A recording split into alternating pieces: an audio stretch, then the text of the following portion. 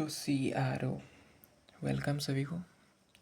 CRO का मतलब होता है कैथोड रे ऑसिलोस्कोप। ओके, तो इसका हम ब्लॉक डायग्राम देखेंगे।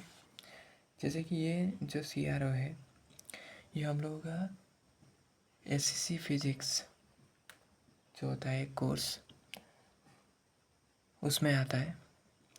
जो graduation first semester BSc first semester में SCC फिजिक्स, उसमें ये इम्पोर्टेंट टॉपिक है CRO। ओके, जैसे हम लोगों ने पढ़ रखा था कैथोड रे ट्यूब, उसी तरीके से ये है कैथोड रे ऑसिलोस्कोप। तो यहाँ पे ब्लॉक डायग्राम लिखने को आएगा तो उसको समझते हैं। तो ये जो ब्लॉक डायग्राम है ये इसका तो पहले समझते हैं ये क्या है। ओके, तो इसको बोला जाता है इलेक्ट्रॉन गन, इसको बोला जाता है फोकस एनोड, जैसे भी यहाँ नीचे लिखा है देखो फोकस एनोड, और इसको बोला जाता है एसिलरेटिंग एनोड। ये देखिए इसको बोला जाता है एसिलरेटिंग एनोड। ओके, फिर यहाँ पे ये जो है इसका नाम है हॉरिजॉन्टल डिस्प्लेसमेंट प्लेट, इसका नाम है वो देखिए हॉरिजॉन्टल डिस्प्लेसमेंट प्लेट, इसका नाम है वर्टिकल डिस्प्लेसमेंट प्लेट। और हॉरिजॉन्टल या वर्टिकल डिस्प्लेसमेंट प्लेट से कनेक्टेड है डिले लाइन, वर्टिकल एम्पलीफायर और इनपुट सिग्नल। ओके, और यहाँ पे इलेक्ट्रॉन गन जो है, इलेक्ट्रॉन गन का काम है इलेक्ट्रॉन को यहाँ से रिलीज करना, इलेक्ट्रॉन बीम को प्रोड्यूस करना।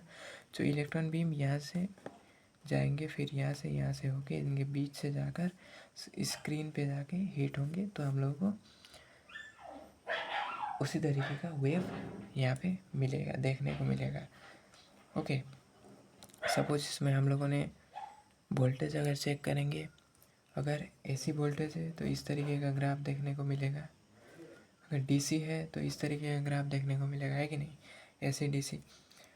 तो यहाँ पे नीचे वाला देखते हैं अभी। यहाँ पे horizontal amplifier, time based generation, trigger circuit. अभी ये लोग कनेक्टेड है इससे, इसको बोला जाता है क्या, हॉरिजॉन्टल डिस्प्लेसमेंट प्लेट। तो इससे कनेक्टेड है ये हॉरिजॉन्टल एम्पलीफायर, फिर टाइम बेस्ड जनरेटर। ये इम्पोर्टेंट है, इसको स्वीप जनरेटर भी बोलते हैं। जो ऐसा एक वोल्टेज, ये एक सर्किट है, इसके अंदर एक सर्किट है जो ऐसा एक वोल्टेज प्रोड्यूस करता है जिस वोल्टेज को स्वीप वोल्टेज भी बोलते हैं। जो ये हॉरिजॉन्टल प्लेट में क्या होता है, इलेक्ट्रॉन का लेफ़्ट राइट डायरेक्शन में मूवमेंट होता है। इस तरीके से इलेक्ट्रॉन का मूवमेंट होता है लेफ़्ट टू राइट डायरेक्शन में। उस मूवमेंट में हेल्प करने के लिए या उस मूवमेंट को कराने के लिए ये वोल्टेज प्रोड्यूस होता है कि नहीं। तो इसी वोल्टेज को बोलते हैं स्वीप वोल्टेज, और ये प्रोड्यूस करता है स्वीप जनरेटर या टाइम बेस जनरेटर। उसी तरीके से वर्टिकल डिस्प्लेसमेंट प्लेट में इलेक्ट्रॉन को क्या होता है, अप एंड डाउन मूवमेंट में हेल्प होता है। अगर ऊपर की तरफ वोल्टेज ज़्यादा है तो ऊपर की तरफ इलेक्ट्रॉन जाएगा, अगर नीचे की तरफ ज़्यादा है तो नीचे की तरफ इलेक्ट्रॉन आएगा। यहाँ से इलेक्ट्रॉन सीधा सीधा चला गया, यहाँ से अभी डिपेंड करेगा वोल्टेज कितना है, ऊपर भी जा सकता है नीचे भी जा सकता है। और यहाँ से लेफ़्ट राइट ऐसे ऐसे ऊपर नीचे, और यहाँ पे होगा ऐसे लेफ़्ट राइट। तो इस तरीके से जाके स्क्रीन में जाके एक पार्टिकुलर वेव ऐसे फॉर्म करता है। ये कभी ऊपर जाएगा इलेक्ट्रॉन, कभी नीचे, तो इस तरीके से एक वेव फॉर्म होगा यहाँ पे स्क्रीन में जाके। तो इसीलिए ये इम्पोर्टेंट है। और यहाँ से इनपुट सिग्नल को दिया जाता है, यहाँ से इनपुट सिग्नल को दिया जाएगा। और ये सब कनेक्टेड है, ये जो वर्टिकल एम्पलीफायर डिले लाइन जो बीच का कनेक्शन है ये कनेक्टेड है ट्रिगर सर्किट से इधर। तो इसी तरीके से ये CR बेसिक इसी तरीके से समझना है।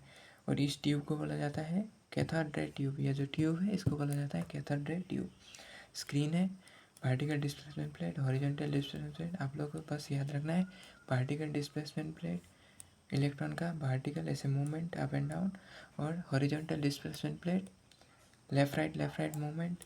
उसी तरीके से टाइम बेस जनरेटर जिसको स्वीप जनरेटर भी बोलते हैं। ओके, जो एक ऐसा एक वोल्टेज प्रोड्यूस करेगा जिन वोल्टेज से इलेक्ट्रॉन का लेफ़्ट राइट डायरेक्शन में मूवमेंट में हेल्प करता है, वही है ये CR।